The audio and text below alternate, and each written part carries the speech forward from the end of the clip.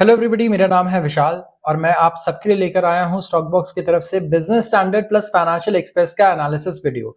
यहां पे हम एनालाइज करेंगे सबसे बेस्ट और सिर्फ important articles from business standard and financial express business newspapers. हमें लगता है कि बिजनेस न्यूज़पेपर्स आपके लिए बाकी सारे मीडिया कंटेंट से काफी ज्यादा इंपॉर्टेंट है। क्या चीजें आपके करियर, आपके लोन्स, खर्चे और इनकम को अफेक्ट करती है, आपके इन्वेस्टमेंट्स को अफेक्ट करती है, ये सबसे इंपॉर्टेंट इवेंट्स होते हैं और इन्हीं इवेंट्स को हम लोग एनालाइज करते हैं। तो यहाँ पे आप अपॉर्चुनिटीज देख पाएंगे कि इन्वेस्टमेंट की अपॉर्चुनिटीज आगे के लिए क्या बढ़िया आ सकती है, या फिर कहाँ इन्वेस्ट नहीं करना चाहिए, शायद आपको ये समझ में आए, या फिर किस तरीके से आगे आपका खर्चा बढ़ने वाला है, आपके लोन्स महंगे होने वाले हैं या सस्ते होने वाले हैं। ये सारी चीजें आप बेसिकली जान पाएंगे इन वीडियोज से। तो जरूर इस चैनल को सब्सक्राइब कर लें अगर आपको ऐसी वीडियोज पसंद है, एंड लाइक भी जरूर ड्रॉप कर दें एक इस वीडियो पे अगर आप चाहते हैं कि और लोगों तक भी ऐसी वीडियोस पहुंचे। तो मैं शुरुआत करूंगा आज के आर्टिकल्स से। कुछ बढ़िया इंपॉर्टेंट आर्टिकल्स है, एक बार ओवरव्यू ले लेते हैं। जैसे कि सबसे पहले बात करें हम लोग ब्लैक रॉक और रिलायंस के बारे में। ब्लैक रॉक दुनिया की सबसे बड़ी एसेट मैनेजमेंट कंपनी है, सबने काफी कॉन्स्पिरेसी वीडियोस भी है इसके बारे में यूट्यूब पे। तो इसके बारे में डिस्कस करेंगे कि रिलायंस के साथ ये क्या क्या चीजें करना चाह रहा है इस वक्त। साथ ही इसके बाद आता है बजाज ऑटो, जिसने इतने बढ़िया रिटर्न्स दिए हैं पिछले 2 साल में कि कोई नेगेटिव चीज से कोई एक्सपेक्ट ही नहीं कर सकता। बट आज वीडियो बनाते वक्त 11-12% इसका स्टॉक नीचे है। तो क्या रीजन है वो जानेंगे हम। इसके अलावा बात करेंगे इंडिया के एक्सपोर्ट्स की। ठंडा पड़ चुका है काफी सारे सेगमेंट्स में, लेकिन कई चीजें अभी भी बहुत बढ़िया चल रही है, तो वहां फोकस करेंगे हम लोग। एंड इसके बाद ग्रीन पावर की बात करेंगे, ग्रीन एनर्जी, क्योंकि अगर ग्रीन एनर्जी और एआई का मैं नाम लूं तो लोग तुरंत से जेब से पैसा निकाल के रख देते हैं कि मुझे इसमें पैसा लगाना है, इन्वेस्ट करना है। तो इसीलिए इस टॉपिक को हमने चूज किया है। समझने के लिए कुछ इंपॉर्टेंट चीजें, ग्लोबल फंड मैनेजर्स इस वक्त क्या कर रहे हैं, इंडिया में पैसा क्या वो नहीं लगाना चाहते हैं, ये भी हम डिस्कस करेंगे। साथ ही डिस्कस करेंगे कि आरबीआई क्यों परेशान है हमारे एनबीएफसी से। जो फ्री में लोन बढ़ रहे हैं इतने, इससे आरबीआई थोड़े टेंशन में है और कुछ कंसर्न्स फ्लैग कर रहा है, उसके बारे में पढ़ेंगे और बात करेंगे। फिर रिलायंस के आईपी स्प्रिंट, क्योंकि रिलायंस ने 100 पैटेंट फाइल किए हैं पर वीक के हिसाब से, 100 पैटेंट पर वीक, और इससे करीब 3000 पैटेंट फाइल कर दिए हैं। तो शुरुआत करते हैं सबसे पहले आर्टिकल से। शुरुआत भी रिलायंस के ही आर्टिकल से होगी और एंड भी रिलायंस के आर्टिकल से होने वाली है। यहाँ पे बात हो रही है ब्लैक रॉक की। ब्लैक रॉक दुनिया का ना सबसे बड़ा एसेट मैनेजर है। एसेट मैनेजर मतलब ये 11.5 ट्रिलियन डॉलर्स मैनेज करता है। इतने के एसेट्स इसके अंडर में हैं इस वक्त। तो दुनिया का सबसे बड़ा एसेट मैनेजर है और इस वक्त पार्टनरशिप की बात कर रहा है मुकेश अंबानी के जियो फाइनेंशियल सर्विसेज के साथ। एंड एक प्राइवेट क्रेडिट वेंचर बनाना चाह रहा है, मतलब ऐसी कंपनी जो लोन्स देगी इंडियन कंपनीज को, स्टार्टअप्स को, बड़े बड़े कॉर्पोरेशन से लेकर छोटे स्टार्टअप्स को, सबको ये फंड प्रोवाइड करेंगे, लोन प्रोवाइड करेंगे। एंड इसके पहले भी अगर आप देखें तो रिलायंस और बात कर रहा था ब्लैक रॉक के साथ, एक तो म्यूचुअल फंड बिजनेस के लिए, एसेट मैनेजमेंट बिजनेस के लिए, और साथ ही ब्रोकिंग बिजनेस के लिए भी। ये ब्रोकिंग बिजनेस में भी इंडिया में अपने कदम बढ़ाना चाहते थे। तो अब ये तीसरी खबर आई है और ये तीसरी पार्टनरशिप की बात चल रही है, जो होगी किसके बीच, मुकेश अंबानी जी के जियो फाइनेंस प्लस ब्लैक रॉक, जहां पे बात होगी फंड क्रेडिट की बात, क्रेडिट लेंडिंग की बात होगी। 50-50 ये जॉइंट वेंचर हो सकता है, जहां पे आप बड़े कंपनी से स्टार्टअप को फंड्स लेंड करोगे आप। एंड इंडिया काफी एक ब्राइट स्पॉट रहा है अगर आप देखिए प्राइवेट क्रेडिट के लिए, चाहे एशिया की आप बात कीजिए, एंड बड़े बड़े यहाँ पे ऑपरेशंस रहे हैं लेंडिंग के। एंड अब देखिए इंडिया को अगर ग्रो करना है तो ऐसा तो नहीं है कि सबके पास पैसा है कि अपने जेब के पैसे से, सेविंग से कंपनी खोल देंगे। पैसे तो लोन से ही आएंगे, पैसे बैंक से ही आएंगे। बट यहाँ पे ऑफकोर्स अभी भी और आगे भी कमी रहने वाली है फंडिंग की। ऐसा नहीं है कि अबंडेंस में है फंडिंग हमारे पास, और इंडस्ट्रीज सस्ते फंडिंग से सबसे ज्यादा फायदा उठाती हैं। So we have to see कि ब्लैक रॉक मिलके क्या नए प्रोडक्ट्स ला सकता है, रिलायंस के साथ मिलकर के किस स्केल पर ये ऑपरेशंस करेंगे, ये सारी चीजें हमें जाननी होगी।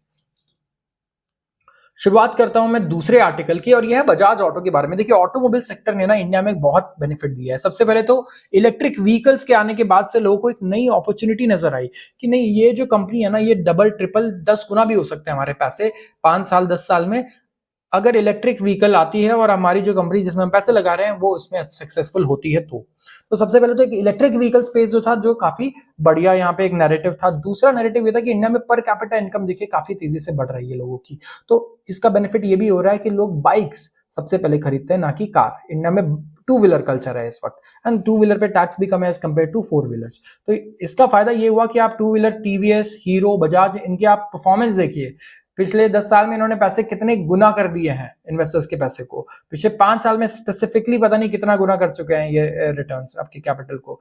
तो एक्सपोर्ट्स के मामले में भी देखिए कितना बढ़िया एक्सपोर्ट है। यूके में number 1 selling motorcycle royal Enfield की मोटरसाइकिल रहती है, जो आइशर मोटर की सब्सिडरी है। तो कितना बढ़िया परफॉर्म कर रहे हैं। अफ्रीका में डोमिनेट कर रही है इंडियन कंपनीज, चाइनीज कंपनीज को हमने वहां पर पीछे छोड़ दिया है। और इसी तरीके से और भी दूसरी कंट्रीज है जहां पर हम एक्सपोर्ट करते हैं। तो पुणे बेस्ड कंपनी है बजाज ऑटो, जिन्होंने वेंसडे को प्रॉफिट अपना रिपोर्ट किया और प्रॉफिट आफ्टर टैक्स आया है 31.4% कम। पहले से प्रॉफिट में हमें घटत देखने को मिल रही है करीब 30% से भी ज्यादा की, जिसकी वजह से स्टॉक प्राइस भी 12% नीचे है। तो कंपनी की क्या सेल्स भी वीक है? नहीं, सेल्स 22% ज्यादा है। सेल्स में तो बहुत बढ़िया ग्रोथ है, 22% ग्रोथ इन सेल्स। तो प्रॉफिट कैसे कम हो गया? प्रॉफिट में इनका कहना है कि इनका ना एक टैक्स था, डेफर्ड टैक्स, जिसमें करीब 211 करोड़ की पेमेंट है और ये वन टाइम पेमेंट है, एक बार करना था, एक एक्स्ट्राऑर्डिनरी आइटम जिसे हम बोल सकते हैं शायद यहाँ पर, वो उन्होंने पे किया है, जिसकी वजह से काफी इनके प्रॉफिट पे यहाँ पे डिक्लाइन हमें देखने को मिला है। तो रेवेन्यू बहुत बढ़िया ग्रो कर रहा है, स्ट्रॉन्ग व्हीकल सेल्स हो रही है, स्पेयर पार्ट्स भी बढ़िया जा रहे हैं, एक्सपोर्ट रिकवरी भी बढ़िया है, यहाँ पे हर जगह इन्होंने बढ़िया परफॉर्म किया है। लेकिन बस प्रॉफिट जो एस्टिमेट्स थे वो ये नहीं बीट कर पाए। तो करीब करीब रेवेन्यू फ्रॉम ऑपरेशंस भी अगर आप देखेंगे तो 11% की यहाँ ग्रोथ देखने को मिल रही है।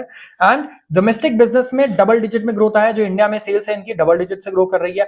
ट्रायम के साथ मिलके इन्होंने अभी बाइक लॉन्च किया था 450 सीसी में, 50% की यहाँ पे सेल्स ग्रोथ आई है इसमें भी। एंड इसी के अगेंस्ट आप देखिए हीरो ने हार्ले डेविडसन के साथ मिलकर पार्टनरशिप की थी 450 सीसी की बाइक में, और बजाज में भी ये काफी बढ़िया ग्रोथ दिख रही है। तो 2 व्हीलर, 3 व्हीलर और ग्रीन पोर्टफोलियो में सीएनजी और इलेक्ट्रिक।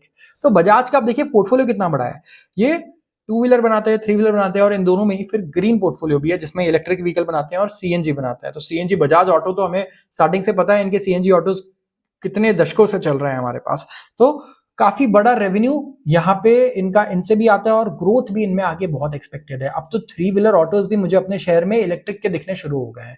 तो बजाज जो पहले से ऑटो में इतना डोमिनेट कर रहा था, उसे अभी कहीं ना कहीं यहाँ पे उसे काफी बढ़िया एडवांटेज रहेगा। लोग अभी ट्रस्ट करेंगे, जो ऑटो वाले भी हैं, कि नहीं हम बजाज का ऑटो लेना चाहेंगे। तो कुछ फैक्टर्स हैं जैसे कि डिलेड मॉनसून डिले हुआ, इलेक्शन आया, इसका थोड़ा रोल था जिसे हम पिन पॉइंट नहीं कर सकते कि एग्जैक्ट रीजन यहाँ पे क्या रहा है। डिमांड साउथ और ईस्टर्न रीजन्स में म्यूटेड रहे हैं, साउथ इंडिया और ईस्ट इंडिया में डिमांड कहीं ना कहीं थोड़ा वीक रहा है। एंड अभी दिवाली और फेस्टिवल का टाइम है, तो यहाँ तो बहुत बढ़िया ग्रोथ यहाँ पे एक्सपेक्टेड है। इसके अलावा लैटिन अमेरिका, साउथ अमेरिका में भी ये बढ़िया इनका 20% का एक्सपोर्ट इन्होंने ग्रोथ दिखाया है, जो इनका सबसे बड़ा मार्केट बन गया है साउथ अमेरिका। तो काफी बढ़िया ये ग्रोथ हर कंट्री में दिखा रहे हैं। और एक दिन ऐसा जरूर होगा कि आप बाहर कहीं फॉरेन ट्रिप करने जाओगे और आप देख रहे हो वहां पे बजाज की आपको बाइक्स मिल रही हैं, हमारे इंडिया के मेक इन इंडिया फोन्स मिल रहे हैं, बैग्स मिल रहे हैं, कपड़े मिल रहे हैं, सारे मेड इन इंडिया है। सो ये काफी बड़ा एक हमें बढ़िया एक सिल्वर लाइनिंग दिख रही है अभी। But yes, we have to see कि प्रॉफिटेबिलिटी के मामले में कोई और रीजन तो नहीं है जिसकी वजह से यहाँ पे डी ग्रोथ देखने को हमें मिला है।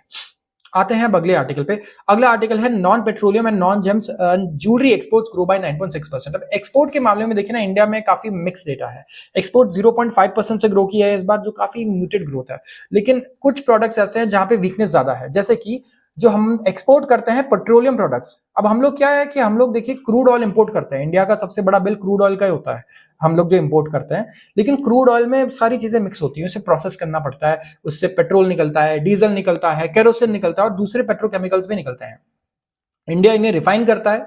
रिलायंस की जो रिफाइनरी है जामनगर में, आई थिंक KG-D6 नाम है, सबसे बड़ी रिफाइनरी है ये। एंड ये एक्सपोर्ट करते हैं पेट्रोलियम प्रोडक्ट्स को रिफाइन करने के बाद, क्योंकि बहुत सारे ऐसे देश हैं जिनके पास खुद की ना रिफाइनरी नहीं है।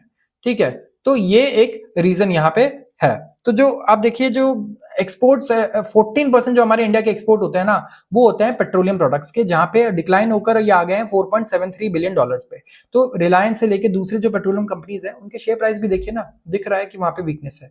इसके अलावा जेम्स और ज्वेलरी, जो गहने हम लोग बाहर बेचते हैं, ज्वेलरीज बेचते हैं, ये भी एक्सपोर्ट इसका 11.5% से कम होकर 2.82 बिलियन आ गया है। तो जो कॉमर्स सेक्रेटरी उनका कहना है कि देखिए इंडिया ने नहीं किया है बहुत अच्छा, पहले से कमजोरी है, लेकिन जो ग्लोबल एवरेज है ना, हम उससे बढ़िया कर रहे हैं। तो रिलेटिवली बढ़िया कर रहे हैं, लेकिन दुनिया के मेजर फास्टेस्ट ग्रोइंग इकोनॉमी को रिलेटिवली नहीं, एब्सोल्युटली भी अच्छा करना चाहिए।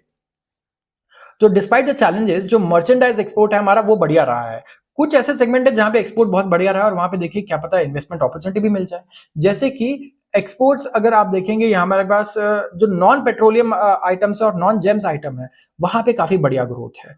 फॉर एग्जाम्पल आप देखिए जहां इंजीनियरिंग गुड्स की बात करो आप 10.5% का ग्रोथ है, electronic goods almost 8%, drugs and pharmaceuticals 7.2% and readymade garments में तो 7.3% की ग्रोथ है। और आप रिजल्ट्स देखिए पिछले 6 महीने में, आप चुपचाप से फार्मा सेक्टर के रिजल्ट्स देखिए और उनके स्टॉक प्राइस देखिए, दिख रहा है कि एक्सपोर्ट इतने बढ़िया है, डोमेस्टिक ग्रोथ भी इतने बढ़िया है और इतने बढ़िया रिजल्ट्स आ रहे हैं। इंजीनियरिंग गुड्स कितना बढ़िया कर रहा है, आज इंजीनियरिंग गुड्स के आप स्टॉक प्राइस देखेंगे, एक टाइम पे कोई ने पूछता नहीं था पहले, ठीक है, लेकिन पिछले 5-10 सालों में आप देखिए कि क्या बढ़िया यहाँ पे एक्सपोर्ट देखने को मिल रही है। तो कहीं ना कहीं टेक्नोलॉजी वाले आइटम्स है वहां पे भी इंडिया बहुत बढ़िया ग्रोथ दिखा रहा है। तो लोगों का क्या कहना है, जो एक्सपर्ट्स हैं उनका कहना है कि देखिए इंटरनेशनल मार्केट में ना काफी डिस्ट्रप्शंस है इस वक्त, इजराइल, गाजा, ईरान ये परेशान कर रहे हैं इस वक्त, इंटरनेशनल ट्रेड को थोड़ा सा ये डिस्टर्ब कर रहे हैं, जिसकी वजह से वॉलेटिलिटी आती है। एक तो क्रूड के प्राइस ऊपर नीचे बहुत ज्यादा हो रहा है और मेटल प्राइसेस में भी वॉलेटिलिटी है। तो जो राइजिंग टेंशन है इनकी वजह से लॉजिस्टिकल चैलेंज है, ऑफ कोर्स वहां से सामान ले जाना और ले आना बड़ा मुश्किल है, क्योंकि ज्यादातर जो ट्रेड है इनका यूरोप को जाता है, जो अफ्रीका जाता है, सीएस जाता है या गल्फ रीजन में जाता है ना, जो हम एक्सपोर्ट करते हैं वो रेड सी से होकर जाता है। और रेड सी में इन्होंने अभी थोड़ा डिस्टर्बेंस क्रिएट कर रखा है, या फिर गल्फ रीजन का भी अगर आप देखेंगे पूरे गल्फ रीजन में डिस्टर्बेंस है यहाँ पर। तो जब तक ये बिल्कुल नॉर्मल नहीं हो जाता, हमेशा हमें थोड़ा ना थोड़ा कुछ प्रॉब्लम्स देखने को मिलेंगी, उतार चढ़ाव देखते हम लोग रहेंगे in terms of our exports. Service exports यहाँ पे लेकिन काफी बढ़िया है। सर्विस एक्सपोर्ट्स देखिए, इंडिया सिर्फ सामान नहीं एक्सपोर्ट करता है, सर्विस भी करता है। अब आईटी इंडस्ट्री सर्विस प्रोवाइड कर रही है यूएस यूरोप के बैंक्स को, इंस्टीट्यूशंस को, वहां की कंपनीज को, तो वो सर्विस एक्सपोर्ट करना हुआ ना। तो सर्विस एक्सपोर्ट्स में हमें 7.7% की ग्रोथ देखने को मिली है, करीब 30.6 बिलियन रहा है सर्विस एक्सपोर्ट सितंबर में, जहां पे इंपोर्ट रहा है कितना 16.32 बिलियन, 11% की ग्रोथ इंपोर्ट में भी है। तो करीब 14% का हमारा इसमें प्रॉफिट है, सरप्लस है। एक्सपोर्ट ज्यादा है 30 बिलियन, इंपोर्ट कम है 16 बिलियन है। लेकिन बाकी जगहों पर ऐसा नहीं है, बाकी जगहों पर एक्चुअली डिफिशिट है। तो इंडिया चाहता है कि इस डिफिशिट को खत्म किया जाए एंड पुश किया जाए कि हम एक्सपोर्ट को लेकर जाएं ऊपर इंपोर्ट से ज्यादा। आता हूं मैं अगले आर्टिकल पे, ये बात हो रही है ग्रीन पावर की। New plan will aid transition. ये वेल रिकॉग्नाइज्ड है कि अगर रिन्यूएबल एनर्जी हम हार्नेस करते हैं तो इंडिया की एनर्जी ट्रांजिशन भी बहुत बढ़िया बढ़ेगी और power management during peak load भी ना काफी बढ़िया होगा मॉनसून और नॉन मॉनसून मंथ में। तो इस आर्टिकल में सबसे पहले तो पीक लोड को समझो आप क्या है।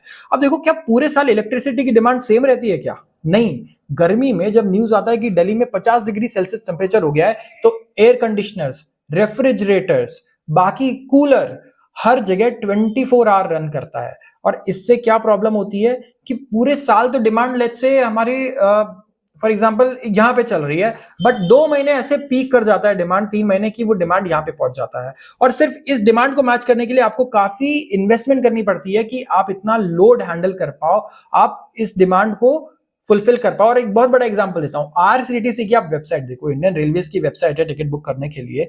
इसमें आप दोपहर में जाओ, शाम को जाओ, रात को टिकट्स बुक करो, कोई प्रॉब्लम नहीं है, इतनी बढ़िया वेबसाइट है। लेकिन जहां आप 9 बजे, 10 बजे, 11 बजे गए, ठीक है, तत्काल टिकट के टाइमिंग पे अगर आप बुक करने जाते हो तो क्या होता है, बहुत ही अच्छी किस्मत, अगर आपने पिछले जन्म में आपने कुछ काम किया तो आपको टिकट्स मिल जाते हैं, नहीं तो वो वेबसाइट हैंग हो जाती है, क्रैश कर जाती है। तो पीक जो आवर्स होते हैं आरसीटीसी की वेबसाइट के लिए, वो क्या होता है 10 बजे, 11 बजे, जो तत्काल की टाइमिंग्स होती हैं। तो वैसे ही पावर सेक्टर में प्रॉब्लम यह है ना कि उस पीक डिमांड को हैंडल करना भी थोड़ा मुश्किल होता है इनके लिए। अब जब ग्रीन एनर्जी लेके आएंगे ना हम, तो ये जो पीक डिमांड की जो प्रॉब्लम है ना, इसको भी हम लोग अच्छे से सॉल्व कर पाएंगे। तो वेलकम किया है गवर्नमेंट ने एक नेशनल इलेक्ट्रिसिटी प्लान। इस वक्त गवर्नमेंट ने रिसेंट डिसीजन में नेशनल इलेक्ट्रिसिटी प्लान लॉन्च किया। क्या है ये कह रहा है सबसे पहले तो जो रिन्यूएबल एनर्जी है ना, जो साफ सुथरी एनर्जी है, कोयले वाली और ये सारी नहीं, हम बात कर रहे हैं विंड एनर्जी, सोलर एनर्जी, इसके अलावा न्यूक्लियर एनर्जी, जो क्लीन एनर्जी सोर्सेज है। रिन्यूएबल तो खैर हमारे मेनली सोलर और हाइड्रो और हम विंड को ही इंक्लूड करते हैं इसमें। तो इस पे गवर्नमेंट फोकस करना चाहती है कि यहाँ पे इन्वेस्टमेंट बढ़ाओ और इसकी कैपेसिटी बढ़ाओ, क्योंकि देखो कोयले से हम लोग, कोल से 70% से ज्यादा एनर्जी हम लोग कोल से प्रोड्यूस कर रहे हैं। अब आप कहते हो यार ईवी चलाओ, अब मैं इलेक्ट्रिक व्हीकल चला रहा हूं और चार्ज कर रहा हूं कोयले से, तो क्या वो क्लीन है? नहीं है। तो कंप्लीट क्लीन होने के लिए क्या है कि जो इलेक्ट्रिसिटी का यूज आप करो, इलेक्ट्रिक कार में करो, और जो इलेक्ट्रिसिटी का सोर्स है ना, वो सोर्स भी रिन्यूएबल एनर्जी हो, क्लीन एनर्जी हो। तो गवर्नमेंट ने यहाँ पे रखा है सबसे पहले तो स्टोरेज सिस्टम को बढ़ाएंगे। स्टोरेज जो इलेक्ट्रिसिटी हम स्टोर कर रहे हैं, जैसे 47 गीगावाट रहेगा स्टोरेज सिस्टम बैटरी एनर्जी पे, 30 गीगावाट रहेगा pump storage plant. Transmission system इन्होंने कहा है कि हम ऐसा प्लान करेंगे कि हम पावर डिलीवर करें hub manufacturing green energy and green ammonia. जो ग्रीन हाइड्रोजन है, ग्रीन हाइड्रोजन के प्रोडक्शन पे हम फोकस कर रहे हैं, वहां तक ट्रांसमिशन डायरेक्टली लेके जाएं। और ग्रीन अमोनिया जहां कोस्टल लोकेशंस पे जो ये प्रोड्यूस हो रहा है, जैसे कि मुंद्रा, कांडला, गोपालपुर, पारादीप, टूटिकॉन, वाइजाग, बैंगलोर, इन सारी जगहों पर डायरेक्टली ट्रांसमिशन हो। तो 10 साल में 2022-23 से 2031-32 तक हम 191,000 circuit kilometre of transmission line plan कर रहे हैं कि हम ऐड करेंगे। तो यूएस में अगर आप जाओ ना, या कहीं भी जाओ, तो पावर सेक्टर में बात हो रही है कि चलो ग्रीन होगा, ये होगा, वो होगा, लेकिन इंडिया में तो इतना बढ़िया ग्रोथ पोटेंशियल है हमारे पावर सेक्टर में कि अभी तक जो नहीं हुआ है ना, पिछले हम 100 साल में जितना हमने किया है, शायद अगले 10 सालों में हम उतना कर दे, क्योंकि इस टाइम पे यहाँ पे अपॉर्चुनिटीज भी बहुत अच्छी है हमारे पास, बहुत ही वेल सूटेड है, वेल पोजिशन है हम ये सारी चीजें करने के लिए इस वक्त। एंड अगर आप इन्वेस्टमेंट करना चाहते हो तो पावर सेक्टर को आप कभी इग्नोर नहीं कर सकते हो, क्योंकि इतना ऑप्टिमिस्टिक तो गवर्नमेंट है कि गवर्नमेंट इस पे कह रही है हम इतना पैसा लगाने वाले हैं। तो जितनी भी पावर कंपनीज है, ये 191,000 सर्किट किलोमीटर के प्रोजेक्ट्स हमारी इंडियन कंपनीज को ही जाएंगी, राइट। ये जो बैटरी स्टोरेज है 47 गीगावाट, 30 गीगावाट, ये इंडियन कंपनीज यहाँ पे बहुत फायदा उठा सकती है। तो कौन सी कंपनीज हो सकती है जो फायदा उठाएंगी? दिस इज द ट्रिक कि आपको ये पता करना है ताकि आप सेफली अपने पैसे को यहाँ इन्वेस्ट कर पाओ। तो इन्वेस्टमेंट अपॉर्चुनिटीज बहुत अच्छी है। तो हम लोग ये भी चाहते हैं कि हम नेपाल, भूटान, म्यांमार और बांग्लादेश से भी इंटरकनेक्टेड रहें, और श्रीलंका से when it comes to power transmission, और interconnection with Saudi Arabia and UAE, ये भी प्रोबेबल है फ्यूचर में। तो इंडिया चाहता है कि क्लाइमेट चेंज, पॉल्यूशन को कम करने की और ग्लोबल वार्मिंग को कॉम्बैट करने के जो गोल्स हैं हमारे, उसमें हम 500 गीगावाट अचीव करना चाहते हैं रिन्यूएबल कैपेसिटी।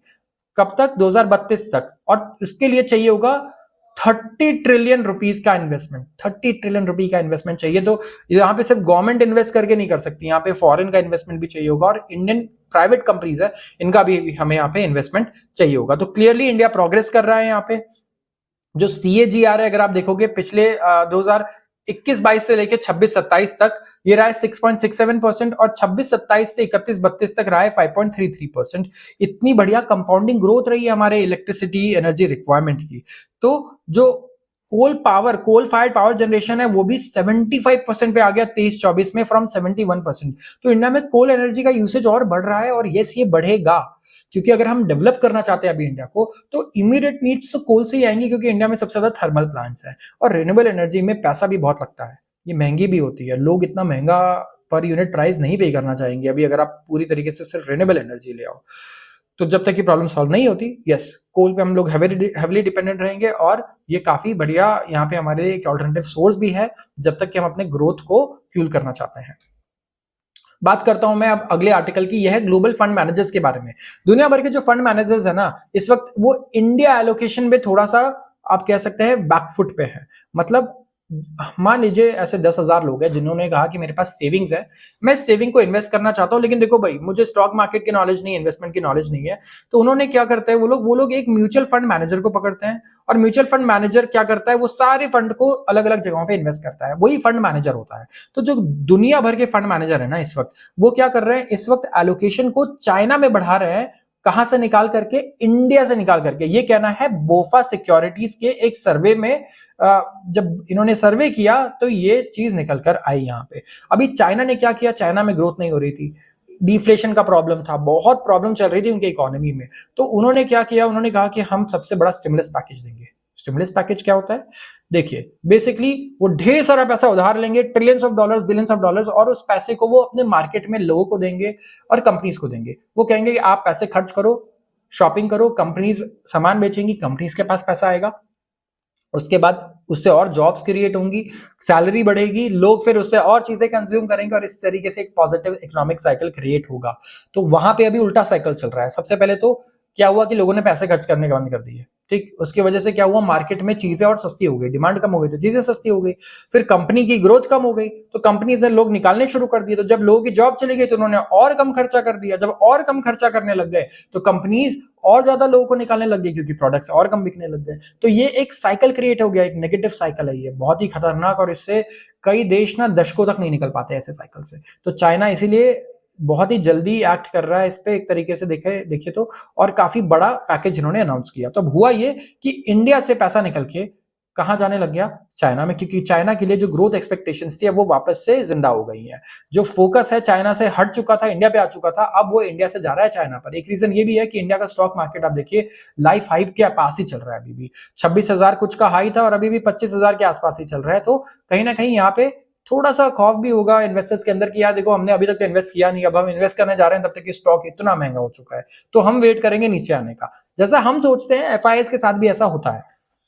तो फॉरेन इन्वेस्टर्स ने करीब $8 बिलियन इंडियन इक्विटी से निकाले हैं अक्टूबर में, और मार्च जो कोविड का टाइम था ना, जब पैनिक हो गया था, तब उन्होंने इतने पैसे निकाले थे, और तब मार्केट सोचिए कहां पहुंच गई थी। और आज जब इन्होंने 8 बिलियन निकाले हैं तो मार्केट लाइफ हाई के पास चल रही है, कोई फर्क ही नहीं पड़ा। तो ये कितना बड़ा एक चेंज है आप देख सकते हैं। तो अगस्त में large number of fund managers जो थे वो इंडिया पे बहुत ज्यादा बुलिश थे, मतलब पॉजिटिव थे, और अब उन्होंने अपनी पोजीशन ही बदल दी। 1 महीने बाद सितंबर में उन्होंने कहा कि अब हम चाइना पे बुलिश है, इंडिया पर हमारा नेगेटिव व्यू नहीं है, बट चाइना पे ज्यादा पॉजिटिव है। ये एक रीजन है। तो इंडिया में निफ्टी 50 और सेंसेक्स दो बेंचमार्क है जिसको हम देख के बताते हैं कि मार्केट ऊपर जा रहा है नीचे। तो ये दोनों अभी 4-5% नीचे आ चुके हैं अपने लाइफ हाई से, और चाइना का मार्केट एक हफ्ते में 20% बढ़ चुका है, और फिर अगले दिन वो 10% गिर भी गया। इतनी वॉलेटिलिटी है, तो चाइना में भी सब कुछ बहुत ईजी नहीं रहने वाला है। हमें देखना होगा कि आगे क्या होता है। अब मैं बात करूंगा एक इंपॉर्टेंट आर्टिकल की। क्या आपको बजाज फाइनेंस का आपने नाम सुना? आपके पास कभी बजाज फाइनेंस के लिए कॉल आते हैं और वो लोग कहते हैं कि भाई लोन ले लो हमसे, और डेली 10 बार बोलते हैं कि लोन ले रहे हो या नहीं ले रहे हो, 20 बार कॉल करते हैं, लोन आपके लिए 5 लाख रेडी है, आपके लिए 10 लाख रेडी है, आपके लिए 2 लाख रेडी है। इसी तरीके से और भी इंस्टीट्यूशन है, कंपनीज है, जहां से मुझे कॉल आते हैं, मैं बड़ा परेशान रहता हूं उनसे। अब होता क्या है कि ये जितनी भी कंपनीज है ना, बजाज फाइनेंस, ये आपको लोन तो दे रही है, लेकिन क्या आप यहाँ पे पैसे डिपॉजिट कर सकते हो ब्याज पर? नहीं। यहाँ पे फिक्स डिपॉजिट कर सकते हो? नहीं। सेविंग्स अकाउंट भी नहीं है। तो क्या ये बैंक वाली काम तो नहीं कर रही है? क्योंकि बैंक तो एफडी भी लेता है, सेविंग्स भी देता है, करंट अकाउंट देता है और लोन भी देता है। ये कंपनी सिर्फ लोन देती है, और इन कंपनीज को हम लोग बोलते हैं NBFC। इनका नाम ही बैंक से है, क्योंकि ये आधी बैंक है, ये लोन देती है लेकिन डिपॉजिट लेती नहीं है। तो ये है नॉन बैंकिंग फाइनेंशियल कॉर्पोरेशन। ये फाइनेंशियल कॉर्पोरेशन तो है क्योंकि ये पैसे लेंडिंग का काम कर रही है, लेकिन ये नॉन बैंकिंग है, वो इंस्टीट्यूशन जो बैंक नहीं है फिर भी पैसा लोन पे देता है। तो इन्होंने काफी क्रूशियल, मैं बोलूंगा, ये जो रोल प्ले किया है इंडिया में, क्रेडिट में, ओवरऑल डिमांड ग्रोथ में, हर चीज में। आप देखिए आईफोन से लेके सारी चीजें, इनकी बिक्री बहुत कम हो जाए अगर एनबीएफसी लोन ना दे हमें, राइट, ईएमआईज ना दे। इंडिया में आधे से ज्यादा लोग ये सारी चीजें ईएमआई पे ले रहे हैं, जो लग्जरी आइटम्स है जैसे कि आईफोन्स और महंगे महंगे टैबलेट्स एंड फोन्स, तो लैपटॉप्स इंक्लूडेड। तो यहाँ पे क्या है कि पोस्ट कोविड इन्होंने काफी चैलेंजेस फेस किए, बट काफी बढ़िया ग्रोथ भी दिखाई। बट अब क्या हो रहा है कि एक रिपोर्ट आई है ट्रांस यूनियन सिबिल के द्वारा, जहां पे दिखाया जा रहा है कि मिडिल क्लास यंग कंज्यूमर जो 35 साल से कम की एज का है ना, जिसका क्रेडिट स्कोर 620 से 720 के बीच में है, वो एक बहुत बड़ा ड्राइवर बन गया है डिमांड का। किस चीज का? Personal loan, unsecured loan. अब आप एक तो लोन लेते हो जिसमें आप गिरवी रखते हो अपने कार को, कार लोन लिया आपने, कार बैंक ले लेगी अगर आपने लोन नहीं चुकाया। होम लोन लिया, होम बैंक ले लेगी आपका घर और बेच देगी अगर आपने लोन नहीं चुकाया। एक होता है आपके क्रेडिट कार्ड पे आप कुछ खर्च कर रहे हो, उसमें कुछ गिरवी नहीं है, आप पर्सनल लोन ले रहे हो, इंटरेस्ट ज्यादा है लेकिन कुछ भी गिरवी नहीं रख रहे हो। और ये जो पर्सनल लोन है ना, इनका शेयर बहुत ज्यादा बढ़ चुका है, करीब करीब 28% तो इंक्रीमेंटल ग्रोथ है। और अगर आप देखेंगे तो जो एनबीएफसी का जो शेयर है एनबीएफसी के क्रेडिट में, वो करीब करीब 3 ईयर एवरेज ऑफ 25% के हाई पर चल रहा है। तो एनबीएफसी ने करीब 44% का ग्रोथ दिखाया है पर्सनल लोन कैटेगरी में। इतने पर्सनल लोन्स बांट रहे हैं ये लोगों को, और 35 साल से कम के हैं मैक्सिमम लोग जो सबसे ज्यादा पर्सनल लोन ले रहे हैं। तो यहाँ पे अगर आप देखें जो टोटल बैंक क्रेडिट है टू एनबीएफसी, वो भी इंक्रीज हो गया है टू 17%। बैंक्स भी लोन देती है एनबीएफसी को, और एनबीएफसी क्या करता है उसे हम लोगों को देता है, स्पेसिफिकली जैसे पर्सनल लोन्स हो गए, ऑटो लोन्स हो गए, इन सब के फॉर्म में। तो ये काफी बड़ा एक डिमांड ग्रोथ देखने को मिल रहा है हमें, किसमें? पर्सनल लोन में। अब इससे क्या हो रहा है, डिलिंक्वेंसी बढ़ रही है। डिलिंक्वेंसी क्या होती है भाई, डिलिंक्वेंसी क्या हो गया कि लेट्स से मैंने लोन पे पैसा लिया है 50,000, पर्सनल लोन है, कुछ सिक्योरिटी तो दी नहीं है मैंने, और 10% का लेट्स से या 12% का मेरा ईएमआई है, लोन है, और 5,000 पर मंथ मैं देता हूँ इस पे, या 4,000 पर मंथ। तो हो ये रहा है कि मैं ईएमआई मिस कर दे रहा हूँ। तो जैसे ही मैंने मिस किया, इस बार मैं नहीं दे पाया, चेक बाउंस हो गया, तो मैं डिलिंक्वेंसी में आ जाऊंगा, डिलिंक्वेंसी वाले डेटा में। तो जो बर्जनिंग अनसिक्योर्ड लेंडिंग स्पेस है, मतलब बर्जनिंग का मतलब होता है, इस वर्ड का मतलब बढ़ता हुआ अनसिक्योर्ड लेंडिंग स्पेस, इसकी वजह से आरबीआई काफी चिंतित है, डिस्कंफर्ट एक्सप्रेस कर रहा है कि देखो इसमें ना इनडायरेक्टली बैंक भी इन्वॉल्व है, खाली एनबीएफसीज नहीं है। और जो हाई डिलिंक्वेंसीज है, इससे ये परेशान है। जैसे कि 50,000 से कम वाले लोन में ना 5% डिलिंक्वेंसी है, मतलब 5% आप देखिए मिस हो रहे हैं पेमेंट्स। जो पहले एक साल पहले सिर्फ 2.8% थे, वो ऑलमोस्ट डबल हो चुका है।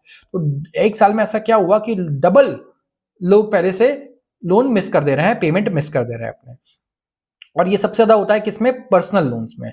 और जो सेकंड हाईएस्ट डिलिंक्वेंसी है वो है 4.9%, किसमें, जो पर्सनल लोन्स हो रहे हैं। और जो आप देखिए कि जितने भी एप्लीकेशन वगैरह के थ्रू जो लोन जा रहे हैं, आजकल तो एप्लीकेशन पे आप बटन दबाओ और लोन प्रोसेस हो जाएगा, ऐसे एड्स आते हैं ना हमारे पास। तो आप ये देखिए कि करीब करीब सबसे ज्यादा जो हमें डिलिंक्वेंसी देखने को मिल रही है यहाँ पे, ये एनबीएफसी फिनटेक की है, जहां पे करीब करीब 4.9% का रेशियो है। एंड जो सेगमेंट्स हैं, क्योंकि देखिए इनके आने से हो ये रहा है कि इतनी इजीली लोन मिल जा रहा है ना, कि लोग बिना सोचे समझे भी लोन ले रहे हैं, पर्सनल लोन स्पेसिफिकली, जहां पे आपको कुछ कोलैटरल ही नहीं देना है। तो ये एक प्रॉब्लमैटिक चीज है। अब यहाँ पे आरबीआई का कंसर्न क्या है, सबसे पहले तो कह रहा है कि देखो आप ना बहुत ही आसानी से लोन दे रहे हो, अच्छे से वेरीफाई नहीं कर रहे हो कि ये आदमी चुका पाएगा या नहीं चुका पाएगा। आपकी यहाँ पे क्रेडिट इवैल्यूएशन अच्छी नहीं है कि क्या चांसेस हैं यहाँ से पैसे वापस आने के। उन लोगों को भी आप पैसे दे रहे हो जो नहीं लेने के लायक नहीं है, जहां रिस्क बहुत ज्यादा है। इसके अलावा अगर आप देखोगे केवाईसी कंप्लायंस भी आरबीआई कह रहा है कि आपकी वीक है, आपके साथ फ्रॉड भी होने के चांसेस ज्यादा हैं, क्योंकि आप केवाईसी ढंग से नहीं कर रहे हो। और ये स्पेसिफिकली इन्होंने कहा है एनबीएफसी, माइक्रो फाइनेंस कंपनीज और दूसरी कंपनीज के लिए जो छोटे लोन्स देती है, जो इस तरीके के 50,000 और 1 लाख वाले लोन देती है। तो इसमें आरबीआई ने कहा है कि दो चीजें जो लास्ट की पॉइंट है वो ये है कि आपको कुछ नॉर्म्स टाइट करने होंगे, आपको यहाँ पे और ज्यादा स्ट्रिक्टनेस लानी होगी नॉर्म्स में, और इसके अलावा एक साउंड रिस्क मैनेजमेंट क्रिएट करना होगा आपको, कि आप ये देखो और प्रोजेक्ट कर पाओ कि कितने आपके लोन मिस होने वाले हैं, आप रिस्क को मैनेज कर रहे हो या नहीं। आपका ध्यान एक्सेस प्रॉफिट पर चला गया है कि आप ज्यादा से ज्यादा प्रॉफिट जनरेट करो, जो कि सही नहीं है। आपको शॉर्ट टर्म गोल की जगह पे लॉन्ग टर्म पे फोकस करना है। आरबीआई को ये लगता है कहीं ना कहीं शॉर्ट टर्म में प्रॉफिट कमाने के लिए एनबीएफसी, स्पेसिफिकली जो एप्लीकेशन वाली एनबीएफसी है, वो ऐसा कर रही है, जहां सबसे ज्यादा प्रॉब्लम्स दिखाई दे रही है हमें। तो ये एक प्रॉब्लम है नॉन बैंकिंग फाइनेंशियल कॉर्पोरेशन के साथ। आता हूं मैं अगले आर्टिकल पे, यह है रिलायंस के बारे में। Reliance IP sprint 3K patents at 100 filings a week. Reliance Industries ने करीब 3,000 पैटेंट फाइल किए हैं, जो कॉन्स्टिट्यूट करता है, आप समझ लीजिए कि 100 पैटेंट पर वीक के हिसाब से फाइल किया है इन्होंने। और ये अलग अलग सेक्टर्स में है, कटिंग एज टेक्नोलॉजी एरिया जैसे कि आर्टिफिशियल इंटेलिजेंस, 6G, 5G, और इंडिया में ही नहीं, होस्ट ऑफ अदर कंट्रीज में इन्होंने किया है। तो इंटेलेक्चुअल प्रॉपर्टी राइट्स पे काफी ज्यादा फोकस कर रहा है कि हमें इसे सिक्योर करना है। रिलायंस यहाँ पे काफी फोकस कर रहा है, और इसमें US, Canada, Europe, Estonia, South Korea, South America, इन सारी जगहों पर इन्होंने पैटेंट फाइल किए हैं। और बहुत अलग अलग वाइड एरिया ऑफ चीजें, जैसे कि इंटरनेट ऑफ थिंग्स, एआई के large language models, AI deep learning, big data, devices and quantum AI in 6G, ये सारे एरियाज है जहां पे रिलायंस ने पैटेंट फाइल किए हैं। अगर मैं बात करूं 6G टेक्नोलॉजी की, तो करीब करीब यहाँ पे रिलायंस ने 200 पैटेंट फाइल किए हैं 6G के लिए, और अगर 5G के साथ कंबाइन कर दो तो 350 पैटेंट इन्होंने फाइल किए हैं 5G और 6G के लिए। तो जियो टेलीकम्युनिकेशन, जो जियो कॉम है, काफी फोकस कर रहा है टेक्नोलॉजी पे। 6G पैटेंट में भी इंडिया काफी आगे आ चुका है। एक स्टडी कंडक्ट की गई, उसके बेसिस पे इंडिया टॉप 4 में आता है ग्लोबली, जिसके पास सबसे ज्यादा 5G 6G पैटेंट्स है। जैसे इंडिया के पास टोटल 265 6G से रिलेटेड पैटेंट्स है, और चाइना के पास कितने हैं, 4,500, 4,600। यूएस के पास कितने हैं, 2,229, एंड साउथ कोरिया के पास है 760। तो हम करीब 10 गुना से 20 गुना कम है, बट ये अभी भी हम टॉप 4 में आते हैं। और काफी सारी डेवलप्ड इकोनॉमीज हैं जो रिसर्च पे हमसे 10-20 गुना ज्यादा खर्च करती हैं, वो भी यहाँ पर टॉप पे हमें नहीं दिख रही है। तो ये एक अच्छी न्यूज़ है कि हम लोग इतना इन्वेस्ट कर रहे हैं टेक्नोलॉजी में स्पेसिफिकली। और 6G, मुझे लगता है 6G भी जो है बहुत जल्द हमारे पास आ सकता है, जहाँ पे हम लोग बहुत बढ़िया इंटरनेट स्पीड्स देखेंगे, कोई लेटेंसी हम लोग नहीं देखेंगे और इससे अब और भी बहुत अच्छी चीज़ें हैं जो हम लोग एक्सेस कर पाएँगे ओवर द इंटरनेट। तो ये एक काफ़ी बढ़िया यहाँ पे फ़ोकस है। इसके अलावा रिलायंस ने काफ़ी पैटेंट फाइल किए हैं बायो एनर्जी पे, सोलर एनर्जी पे, हाई वैल्यू केमिकल्स पे भी। तो रिलायंस का कहीं न कहीं फ़ोकस क्या है कि वो एनर्जी पे फ़ोकस करे, energy transition, solar, renewable energy, इसके अलावा हाइड्रोजन एनर्जी और साथ ही साथ टेक्नोलॉजी। जियो के थ्रू वो टेक्नोलॉजी पे भी काफ़ी इन्वेस्ट कर रहा है when it comes to 6G, 5G, artificial intelligence. तो वो डाइवर्सिफ़ाई कर रहा है अब। रिलायंस बड़ी अच्छी तरीके से और काफ़ी पैसा खर्च कर रहा है अपने रिसर्च पे। तो आज के लिए बस इतना ही। अगर आपको वीडियो पसंद आई हो तो ज़रूर इस वीडियो को लाइक कर दीजिएगा एंड इस चैनल को सब्सक्राइब करना बिल्कुल मत भूलिएगा। आप सबका बहुत-बहुत धन्यवाद।